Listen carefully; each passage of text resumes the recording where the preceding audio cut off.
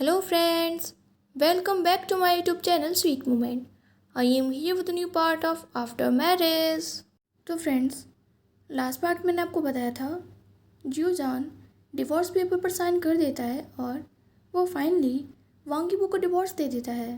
पर वांगीबो और उसकी गर्लफ्रेंड के जाने के बाद जियोजान की हेल्थ बहुत ज़्यादा ख़राब हो गई थी। तो अगर आपने आफ्टर मैरिज के पहले के पार्ट्स नहीं देखे हैं तो लिंक मैंने डिस्क्रिप्शन बॉक्स में दी है, आप वहाँ जाके देख सकते हैं। और अगर आप मेरे चैनल पे न्यू हैं और आपको मेरी वीडियोस पसंद आती हैं तो चैनल को सब्सक्राइब और वीडियो को लाइक करके ही जाइएगा। आज की स्टोरी स्टार्ट करते हैं। 2 वीक्स बीत चुके थे जब से वांगीबो की लाइफ क्वाइट थी। वो ये तो डिस्क्राइब नहीं कर सकता था कि उसकी लाइफ कैसे जा रही है, पर उसने एक बात नोटिस की थी कि अब उसे वार्मथ की कमी फील हो रही थी। जिस घर में वो रह रहा था वो घर उसे बहुत ज़्यादा कोल्ड फील हो रहा था। ऐसे तो उसकी गर्लफ्रेंड उसे हग करती थी और उसके साथ ही सोती थी, पर जब से उसने अपना वो पहले वाला हाउस छोड़ा था तब से उसे वार्मथ की कमी फील हो रही थी। उसे अपने आसपास की सारी चीज़ें कलरलेस लग रही थीं। पर तभी वांगीबो की गर्लफ्रेंड कहती है, ईबो मुझे अपनी वेडिंग पे यही केक चाहिए। वो वांगीबो को मोबाइल में कुछ केक के पिक्स दिखा रही थी, पर जब वो अपने फियांसे को देखती है जो कि स्पेस आउट हो रखा था तो उसकी स्माइल डिसअपीयर हो जाती है और वो वांगीबो को फिर से आवाज़ देती है, ईबो। जब वांगीबो को अपने फेस के सामने अपनी गर्लफ्रेंड का हाथ दिखता है तब उसे रियलाइज़ होता है कि वो क्या कर रहा था और वो इमीडिएटली अपने गर्लफ्रेंड का रिप्लाई देता है, यस। वांगीबो सोचता है कि प्लीज़ अब उसके बारे में सोचना बंद करो और मूव ऑन करो। वांगीबो की गर्लफ्रेंड पाउट करते हुए कहती है, तुम आजकल बहुत ज़्यादा स्पेस आउट होने लगे हो। ये सुनते ही वांगीबो क्विकली रिप्लाई करता है, नहीं, मैं बस कुछ चीज़ों के बारे में सोच रहा था।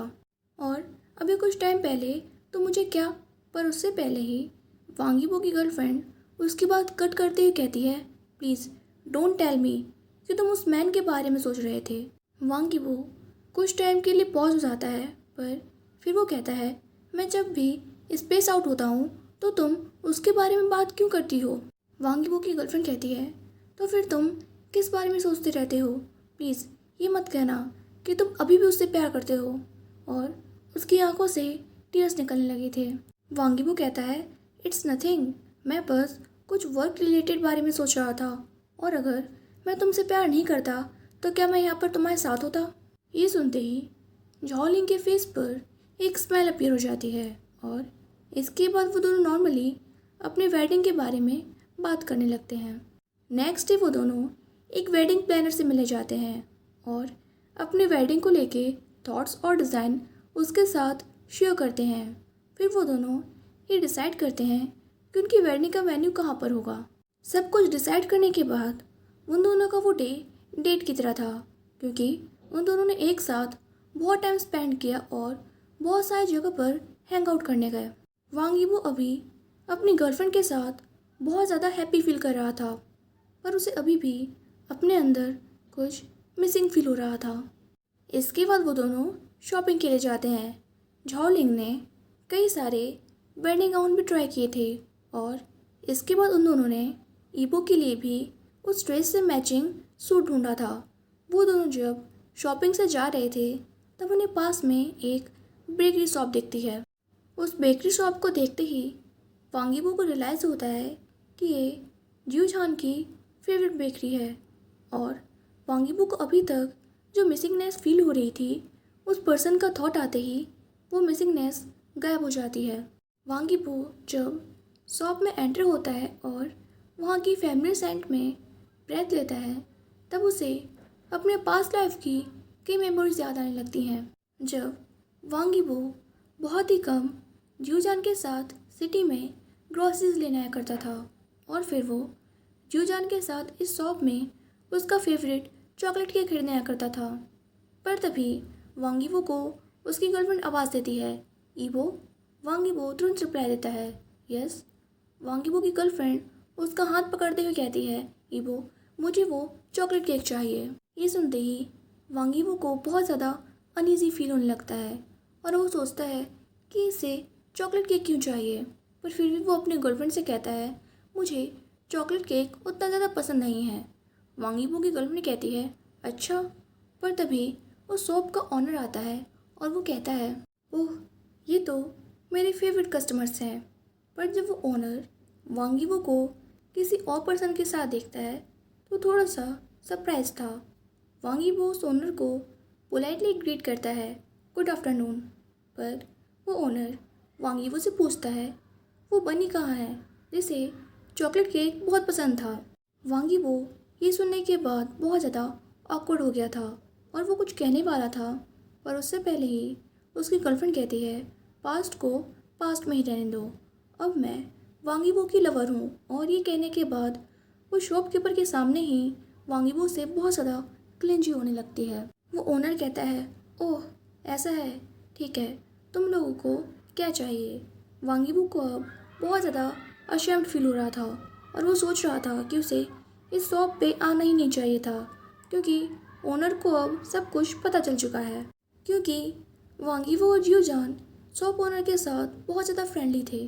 वो लोग यहाँ पर तब से आ रहे हैं जब से ये शॉप न्यूली ओपन हुई थी, और जब भी वो लोग सिटी में आया करते थे तो वो शॉप पे ज़रूर आया करते थे और शॉप ओनर उन्हें हमेशा डिस्काउंट भी दिया करता था। वांग यीबो जैसे ही उस शॉप के बाहर आता है वो अपनी गर्लफ्रेंड से कहता है आज के बाद हम लोग कभी भी इस शॉप पे नहीं आएंगे, ये शॉप ओनर बहुत ज़्यादा रूड है। और फिर वो दोनों एक दूसरे का हाथ पकड़ के घर चले जाते हैं। इसके बाद वांग यीबो और उसकी गर्लफ्रेंड की लाइफ नॉर्मली चल रही थी। अब उनकी लाइफ में सिर्फ ईट, वर्क और स्लिप था। वांग यीबो अब पहले से भी ज़्यादा रेस्टलेस फील करने लगा था और 3 दिन इसी तरह बीत जाते हैं। जब वांग यीबो घर में एंटर होता है तो वो बहुत ज़्यादा टायर्ड था और वर्क की वजह से उसके शोल्डर में भी बहुत ज़्यादा पेन हो रहा था। पर तभी वांग यीबो की गर्लफ्रेंड इरिटेटली कहती है ईबो, आई कांट बिलीव वो मैन इतना ज़्यादा यूजलेस है। उसके वॉइस से एंगर साफ पता चल रहा था। वांग यीबो पूछता है क्या हुआ, और वो अपने बैग को शोल्डर से उतार के काउच पे रख देता है। जब वांग यीबो की गर्लफ्रेंड ने यूजलेस मैन कहा तो वांग यीबो को बहुत ज़्यादा बुरा फील हो रहा था, क्योंकि वो ये सोच रहा था कि सच में यूजलेस मैन कौन है। वांग यीबो की गर्लफ्रेंड कहती है आज मुझे लॉयर ने ये डिवोर्स पेपर रिटर्न कर दिए। वो लोग डिवोर्स बिल्कुल भी प्रोसेस नहीं कर पाए। और उसके बाद वो डिवोर्स फाइल वांग यीबो को दिखाती है, पर जब उन पेपर्स पर वांग यीबो जियो जान के सिग्नेचर देखता है तो उसे अपने हार्ट में पेन फील होता है। जियो जान ने इस एरिया में सिग्नेचर नहीं किया है। वांग यीबो जब उस पेज पे देखता है तो वहाँ पर जियो जान के साइन मिसिंग थे। ये देखकर पता नहीं क्यों सडनली वांग यीबो की हार्ट बीट फास्ट हो जाती है और वो कहता है मुझे लगा था उसने सारे पेपर्स पर साइन किए हैं। वांग यीबो की गर्लफ्रेंड कहती है और तुमने भी इन डिवोर्स पेपर को चेक नहीं किया जब उसने तुम्हें ये डिवोर्स पेपर दिए थे। वांग यीबो की गर्लफ्रेंड बहुत ज़्यादा एनॉइंग फील कर रही थी, पर उसकी बात सुनने के बाद वांग यीबो बहुत ज़्यादा फ्रस्ट्रेट होने लगा था और वो सोचता है कि अब ये मेरी तरफ पॉइंट आउट कर रही है, जबकि इसने खुद ने भी इन डिवोर्स पेपर को चेक नहीं किया था जब मैंने 2 वीक्स पहले ये डिवोर्स पेपर झोल इंग को दिए थे। वांग यीबो कहता है इंग, तुमने भी तो इन पेपर्स को चेक नहीं किया था जब मैंने तुम्हें ये पेपर्स दिए थे। वांग यीबो की गर्लफ्रेंड कहती है वाओ, तो अब गलती मेरी है। उसे ऐसा फील हो रहा था जैसे उसे किसी ऐसे क्राइम के लिए अब्यूज़ किया जा रहा है जो उसने किया ही नहीं था। वांग यीबो कहता है तो और कौन, तुम ही तो जल्दी में थी कि कितने जल्दी डिवोर्स पेपर पर साइन करके उन्हें प्रोसेस किया जाए। झाओ लिंग एंकर में अपना लोअर लिप बाइट करते हुए कहती है ऑफ कोर्स मैं जल्दी में थी, पर क्या तुम मुझसे मैरिज नहीं करना चाहते? क्या तुम मुझसे प्यार नहीं करते हो? इस बार वांग यीबो आंसर देने में एक्चुअली बहुत ज़्यादा हेजिटेट कर रहा था। उसने अपना माउथ ओपन तो किया था पर उसके माउथ से कोई वर्ड नहीं निकल रहे थे। वांग यीबो ने अभी रियलाइज़ किया था कि झाओ लिंग से ये कहना कि वो उससे प्यार करता है ये गलत है, क्योंकि ये बात आउट ऑफ प्लेस है। झाओ लिंग कहती है ओ माय गॉड, मुझे पता था तुम अभी भी उसी के बारे में सोच रहे हो। और उसकी आंखों से टीयर्स लगातार निकलने लगते हैं उसका पूरा मेकअप खराब हो चुका था। वांग यीबो कहता है इंग मैं, और वो उसके फेस को टच करने वाला था, पर झाओलिंग उसके हाथ को स्लैप करते हुए अपने फेस से दूर कर देती है। झाओलिंग कहती है तुम बहुत बड़े इडियट हो। वो बहुत ज़्यादा क्राई कर रही थी और उन डिवोर्स पेपर को वांग यीबो के फेस पर फेंकने के बाद वो उसे जोर से स्लैप करती है। उस साइलेंट रूम में उस स्लैपिंग की आवाज़ बहुत ज़ोर से आई थी। झाओलिंग शाउट करते हुए कहती है आई डोंट बिलीव दिस, ये सब कुछ मैंने तुम्हारे लिए ही किया था। उसका पूरा फेस रेड हो चुका था। वांग यीबो को अपने लेफ्ट चिक में बहुत पेन फील हो रहा था, और फिर भी वो साइलेंट रहता है। झाओलिंग एंगर में टर्न होती है, अपना सारा सामान उठाती है और फिर से शाउट करते हुए कहती है वी आर डन, तुम्हारे साथ कोई भी नहीं रहना चाहेगा। और वो उस रूम से निकल जाती है और उस डोर को बहुत ज़्यादा आवाज़ के साथ बंद कर देती है। वांग यीबो उस रूम में डार्कनेस के साथ अकेला रह जाता है। वांग यीबो फ्लोर पर बैठ जाता है और बिटरली लाफ करते हुए कहता है जूजान ने इतना सारा पेन हैंडल कैसे किया होगा। वांग यीबो को ऐसा फील हो रहा था जैसे वो अपना सब कुछ खो चुका है। उसके आसपास जो भी चीज़ें हैं उसका उसके लाइफ में कोई मतलब नहीं है। वांग यीबो बहुत ज़्यादा कंफ्यूज था, पर ऑनेस्टली वांग यीबो को बहुत ज़्यादा हर्ट फील हो रहा था। जब से उसने वो घर छोड़ा था तब से वो एक रिग्रेट के साथ जी रहा था। वांग यीबो ने जब से जूजान के साथ वो 3 डेज स्पेंड किए थे, उसे लग रहा था कि अब उनकी लाइफ में सब कुछ दोबारा से ऐसा ही हो जाएगा। हाँ, वो ये सोचने के लिए बहुत इडियट था, पर उसे लग रहा था शायद मे बी उनकी लाइफ पहले की तरह अच्छी हो जाए। वो बार बार इसी चीज़ के बारे में होप कर रहा था और विश कर रहा था कि उसकी ये होप फुलफिल हो जाए। एक्चुअली वांग यीबो की झाओलिंग के साथ कुछ दिन पहले ही फाइट हुई थी, जब वो गार्डन में फ़ोन पे अपनी गर्लफ्रेंड के साथ बात कर रहा था और वो सब कुछ एंड करना चाहता था, क्योंकि अब उनकी लाइफ में सारी चीज़ें पहले की तरह नहीं जा रही थी। पर नेक्स्ट डे उसकी गर्लफ्रेंड घर पे आ गई और उसने जो सोचा था वो नहीं हो पाया। पर फिर भी वांग यीबो को बहुत सारे डाउट्स थे। उसे रियलाइज़ होता है कि वो कितना बड़ा इडियट था और कोई भी बात समझ नहीं पाया, और अब बहुत देर हो चुकी है। वांग यीबो सोचता है कि वो हमेशा हर चीज़ में लेट क्यों हो जाता है। वांग यीबो अपने एक हाथ से अपने बहुत सारे हेयर्स पकड़ लेता है। वो बस एक बार उसे देखना चाहता था। लास्ट टाइम उसे चेक करना चाहता था कि क्या वो अभी भी उनके घर में रह रहा है। वांग यीबो अपने पास्ट लाइफ की सारी चीज़ें बहुत मिस कर रहा था। वांग यीबो की आंखों से टीयर्स निकलने लगते हैं। वो सोचता है कि वो अपने हस्बैंड को बहुत ज़्यादा मिस कर रहा है। फ्लोर पर उसी तरह कुछ घंटे रोने के बाद वांग यीबो डिसाइड करता है कि वो लास्ट टाइम सिर्फ जूजान को देखना चाहता है। वो इमीडिएटली फ्लोर से उठता है और अपने कार कीज़ लेने के बाद कार में जाता है। वांग यीबो जब रास्ते में था, उसे पता नहीं क्यों बहुत ज़्यादा हैप्पी फील हो रहा था, ये सोचकर कि वो जूजान को देखने वाला है।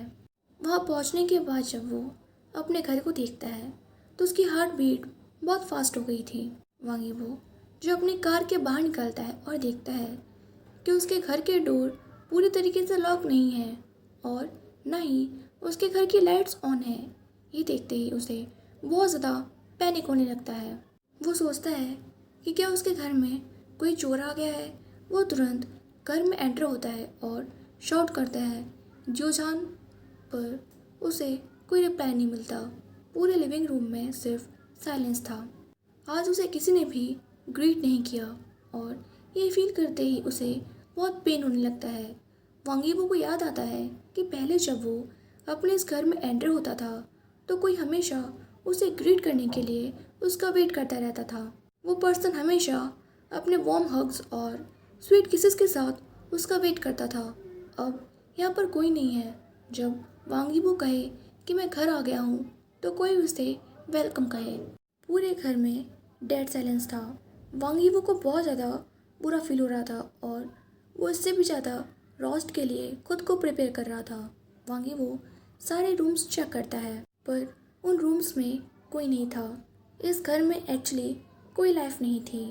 वांगीबो देखता है कि उसके घर में डस्ट की एक थिक लेयर हो चुकी है। इससे वो समझ जाता है कि काफ़ी दिनों से इस घर में कोई नहीं रह रहा और वो सोचता है कि वो जा चुका है। ये सोचते ही वांगीबो को अपने हार्ट में बहुत पेन फील होने लगता है। वांगीबो वहीं पर बैठ जाता है और बिटरली लाफ करता है। तभी वो देखता है कि किस तरह सन सेट होने वाला है और उसकी आंखें अपने गार्डन की तरफ जाती हैं। तभी उसे कुछ याद आता है। वो इमीडिएटली अपने गार्डन में दौड़ता हो जाता है और उस पेड़ के पास अपनी फ्लैश लाइट से कुछ सर्च करने लगता है। 30 मिनट्स के बाद उसे वो चीज़ मिल जाती है। तो गाइस वांगीबो को अब जाकर रिग्रेट हो रहा है, बट यार सच्ची में बहुत ज़्यादा लेट हो चुका है। इस पे मुझे एक कहावत याद आ रही है, तब पछताए क्या होता है जब चिड़िया चुग गई खेत। मुझे तो ऐसा लग रहा है कि ये कहावत जो है वो वांगीबो के लिए बनी थी। एंड गाइस वो गार्डन में कुछ सर्च कर रहा था। तो अभी तक आई होप कि आप लोग सब कुछ समझ गए होंगे कि वो गार्डन में क्या सर्च कर रहा है। और जिसको याद आ गया हो प्लीज़ मुझे कमेंट बॉक्स में बताइएगा कि वांगीबो क्या सर्च कर रहा है। वीडियो अच्छी लगी हो तो please like this video and subscribe my channel. Bye bye, take care.